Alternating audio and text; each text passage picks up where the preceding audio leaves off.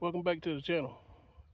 I know it's been a long time since I posted on this particular channel. It's been about a year or a little longer, but this channel is intended to be covering my beekeeping and my building my property into a homestead.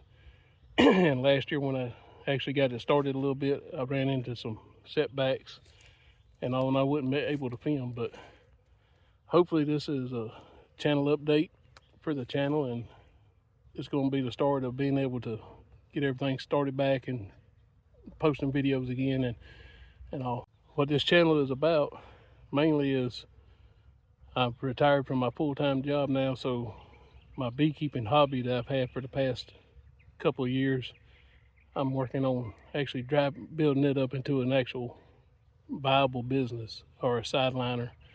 And I'm going to use this channel to document that journey and just take y'all along and show you how the struggles and the rewards of trying to build a honey company. The main goal is to produce honey, and the secondary goal I have in the future is to produce bees and sell them. I'm going to turn the camera around here and show you basically what I had cleared off last year to start to expand my apiary in. And one of my drawbacks here is where I have to put my beehives. I'm on my own property, so that's a plus, but my property is all clear cut, so that means it grows up wild, especially if we have any wet weather in the spring and early summer. It goes crazy and it's easy to lose control of it. And that's kind of what happened last summer, is I lost control of being able to keep this cleared out. And then the ice storms we had in a couple months actually knocked me down to almost wiped me out of my hive. So I'm basically starting over from scratch, from zero, and I'm going to grow it into a viable business. So y'all stay tuned and hang around and enjoy this journey with me. But I'm going to turn the camera around and show you what my actual apiary is supposed to, or what it looks like now, and when I get done clearing it. And I'll show you what it looks like when I get done today.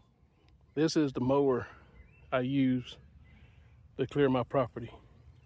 It's just one of the little walk behind brush cutters that it does a decent job, but it will let you know if you're in shape or not in a hurry. Pulled the honey super off a hive I had that I thought was going to need extra feed.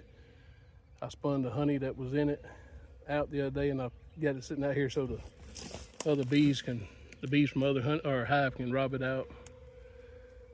It looks like there's a good puddle of honey in the bottom that I missed, that I didn't get uncapped, but it's all good. It'll go back to the hive and they'll live with it. They'll use it to get through the rest part of the spring, which they have plenty of honey now anyway, but it'll all be used up as it goes.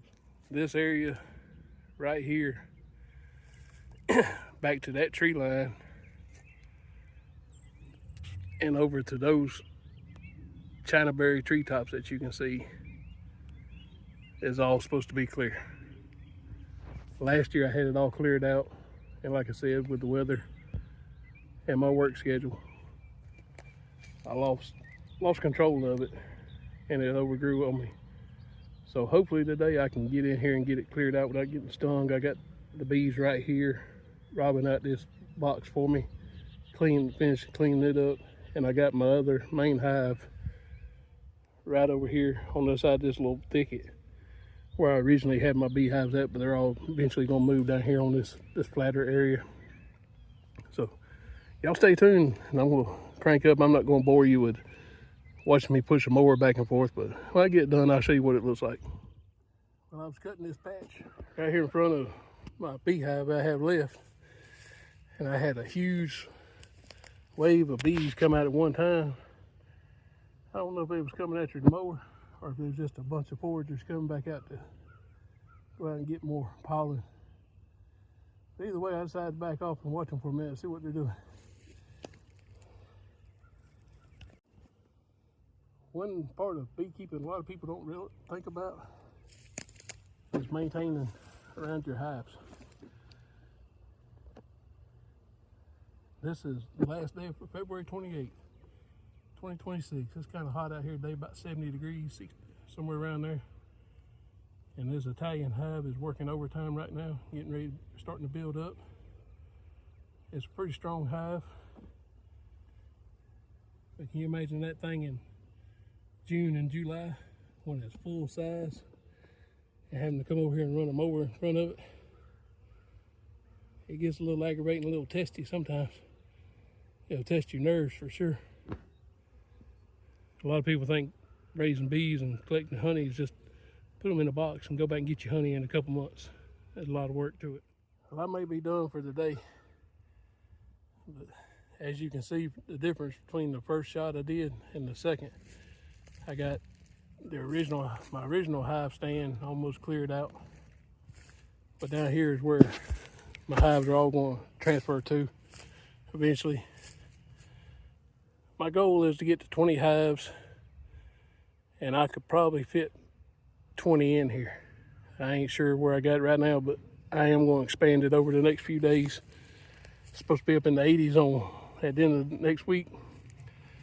So I'm looking for the swarm season to start a little bit early, so I got to start setting swarm traps in the morning. I'll be doing that tomorrow and Monday. And then I'll be back in the shop building new ones so I can get more out. Because for me to get to 20 hives, I got to catch swarms. I've had an individual talk about wanting to invest in the company and it'll help me grow it. I told him this year would be a good year to do it, being I was going to do a pretty good size expansion. And he told me to figure up the estimate on what it would cost to get to the size I want. And I told him he had a little bit of sticker shock when I told him it was between $10,000 to $15,000. That's to buy all the, or to get the new equipment. And if I can't catch the bees or split them, buy some new bees and all. But a lot of people think it's a cheap hobby. It's expensive. The rewards are good if you can work them, but you got to run it like a business and make all the money you can. So that's why I go out here and catch these free bees every chance I get. I don't know if you can see that puddle of honey down there where I missed it. I didn't get it all capped out, but they're in here a little bit. Matter of fact, I figured this was all from my hive over there, but considering there's some fighting going on, there's another colony around here somewhere robbing this out also. Which that patch of trees right there is my property line basically. And there is an abandoned house over there in the woods.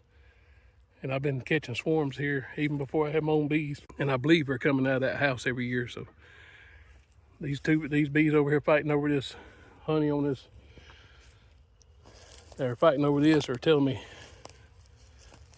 I got a feral colony around here somewhere, which I know they're here because I catch swarms before I ever had beehives on this property. All right, thanks for watching this quick little video. I mean, it ain't nothing spectacular, it's just something I filmed with my cell phone when I was out here doing a little work. But y'all stay tuned. Next video will probably be hanging swarm traps tomorrow, next few days, and hopefully before too long, within the next week or two, a couple weeks, I can start showing y'all some swarms. And we'll keep a running video going on building this area up into the Napier area and turning it into a viable business. Y'all stay tuned, come back, like the video, subscribe to the channel if you want to.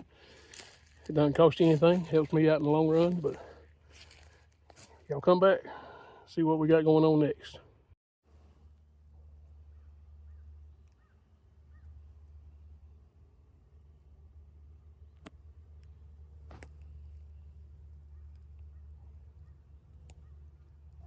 That groundhog tried to say we had a lot more winter coming, but I trust these bees a lot more than I do that old rodent. Last day of February and they're flying like crazy, pulling in pollen. It's time to get started.